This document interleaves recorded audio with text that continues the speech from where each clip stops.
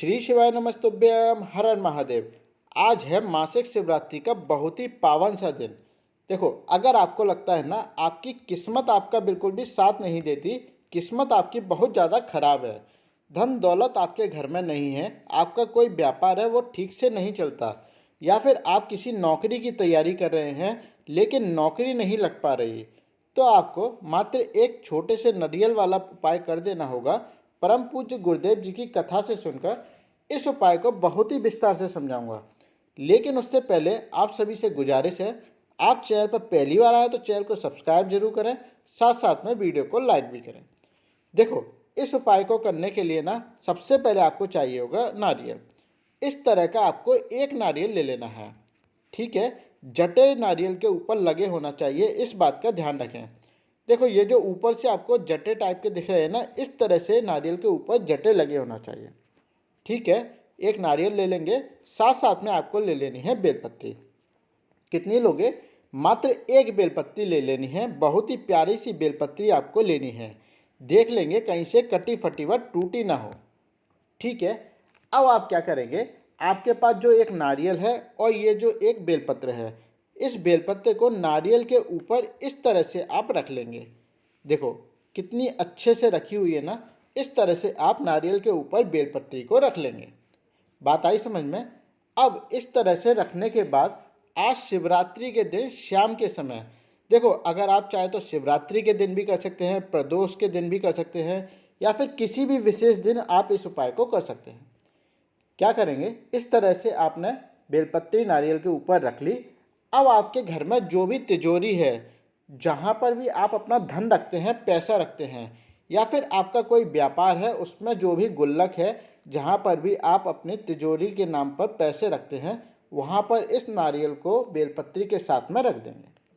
रात में 9 बजे से पहले पहले आपको यह नारियल तिजोरी के अंदर रख देना है, ठीक है। बात आ गई समझ में? अब इसको रखा रहने देंगे पूरी रात। जैसे ही आप सुबह जल्दी उठेंगे, नहा लेंगे, धो लेंगे, उसके बाद एक अच्छे से कपड़े पहनकर जहाँ पर भी आपने यह नारियल रखा है वहाँ पर जाएंगे, नारियल को उठाएंगे श्री शिवाय नमस्तुभ्यम बोलते हुए, और फिर इस नारियल को आप लेके चले जाएंगे अपने घर या दुकान के पास जो भी गणपति महाराज का मंदिर हो वहाँ पर, ठीक है। मंदिर पहुँच गए, मंदिर पहुंचने के बाद आपके पास जो नारियल और बेलपत्ती है उसे गणपति महाराज के चरणों के जस्ट बगल में आप रख देंगे, ठीक है। थोड़ी देर आप ओम गण गणपते नमः का जाप कर लेंगे। ज़्यादा नहीं, आपको 108 बार इस तरह से ओम गण गणपते नमः का जाप कर लेना है, ठीक है। बात आ गई समझ में? अब आपको क्या करना है, ध्यान से सुने। देखो, ये जो आपने नारियल और बेलपत्री को रखा है, इसको तो आपको यहीं रखे रहने देना है। गणपति महाराज के मंदिर में कहीं ना कहीं दूबा चढ़ी होगी, आपको क्या करना है, उस दूबा को गणेश जी महाराज से मांग कर ले लेना है। आपको गणेश जी महाराज से प्रार्थना करके यह दूबा उठा लेनी है कि बाबा, मेरे घर पर धन दौलत की बहुत ज़्यादा कमी है, या फिर मैं नौकरी के लिए बहुत समय से प्रयास कर रहा हूँ पर नौकरी नहीं लग पा रही, या फिर जो भी आपकी समस्या हो वो आप गणपति महाराज से कर दूबा ले लेंगे और आप इस दूबा को लेकर आ जाएंगे अपने घर। अब क्या करेंगे, आप यह दूबा अपने घर लेकर आ गए। जैसे ही आप अपने घर के अंदर घुसेंगे, मतलब जैसे ही आप अपने घर के गेट के अंदर घुसेंगे, तो जो आपका मेन गेट है, इस मेन गेट पर आप जो दूबा लेकर आए हैं उसको थोड़ी देर के लिए यहाँ रखेंगे। मतलब आपको 1-2 सेकंड के लिए यहाँ पर रखना है और फिर उठा लेना है। और क्या करेंगे, इस दूबा को आपको अपने तिजोरी में रख देना है जहाँ पर आपने नारियल और बेलपत्र रखा था। बात आ गई समझ में? आप अपनी तिजोरी में इस दूबा को रख देंगे और फिर इसको वहीं पर ही रखा रहने देंगे। आप देखेंगे धीरे धीरे आपके व्यापार में वृद्धि होने लगेगी और साथ साथ में आपके घर में जो धन आता है वह भी टिकने लगेगा। बहुत ही अचूक उपाय है। आज शिवरात्रि का भी बहुत अच्छा सा दिन है। आज शाम को 9 बजे से पहले पहले ही आप इस उपाय को कर लें, और अगर बाई चांस आप आज करने से चूक जाते हैं तो आप किसी भी विशेष दिन इस उपाय को कर सकते हैं। गुरुदेव जी ने अभी रिसेंटली अपनी कथा में यह उपाय बताया है, आप सभी को यह उपाय जरूर करना चाहिए। ये तो हो गया अपना पहला उपाय। अब हम बात कर लेते हैं अपने दूसरे वाले उपाय की। देखो, सबसे पहले इसके बेनिफिट समझ लेते हैं।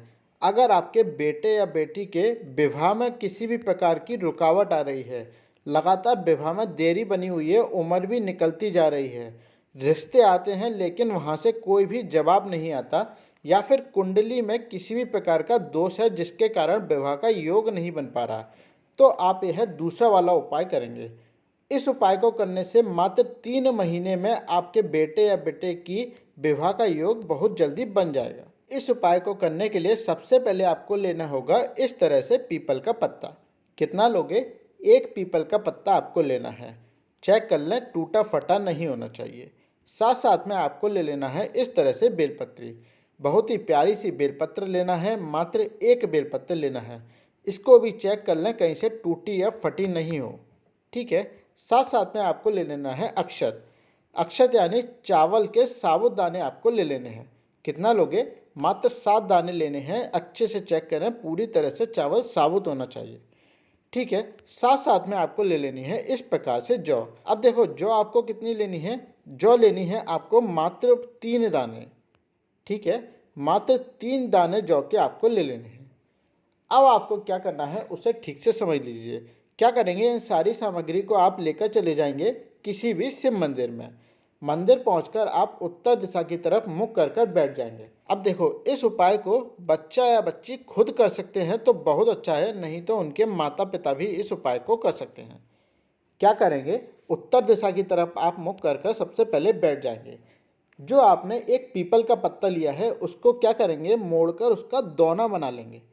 दोना तो आपने देखा होगा पत्तल का जो होता है, उस तरह से आप पीपल के पत्ते का एक दोना बना लेंगे और फिर उस दोने के अंदर आप भर लेंगे शुद्ध जल।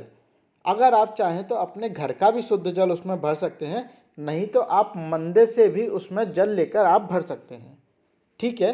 इस तरह से पीपल के पत्ते का दोना बना लेंगे, उसके अंदर भर लेंगे शुद्ध जल। अब आपके पास जो बेलपत्री है, उस बेलपत्री को इस पीपल के दोने के अंदर डाल देंगे, अंदर तक डुबा देंगे कि बेलपत्री पानी में थोड़ी सी डूब जाए, ठीक है। इसके बाद जो आपके पास 7 अक्षत के दाने हैं उसको भी इसी दोने के अंदर डाल देंगे और 3 जौ के दाने जो आपने लिए हैं उसको भी इस दोने के अंदर डाल देंगे, ठीक है। इतना कर दिया, सारी चीज़ें इस दोने के अंदर डाल दी।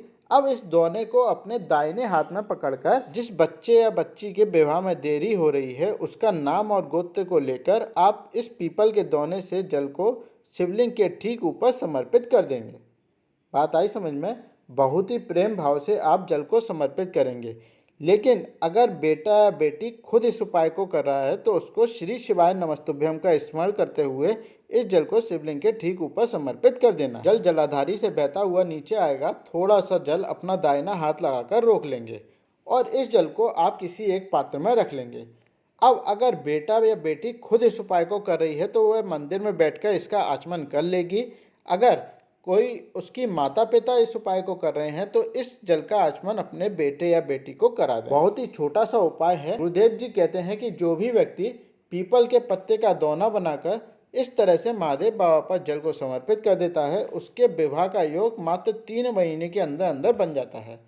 बहुत ही सुंदर सा उपाय है। अगर आपके बेटे या बेटी का विवाह नहीं हो रहा तो आप इस उपाय को जरूर करें। और अगर आपने अभी तक वीडियो को लाइक नहीं किया तो वीडियो को लाइक भी करें। श्री शिवाय नमस्तुभ्यम।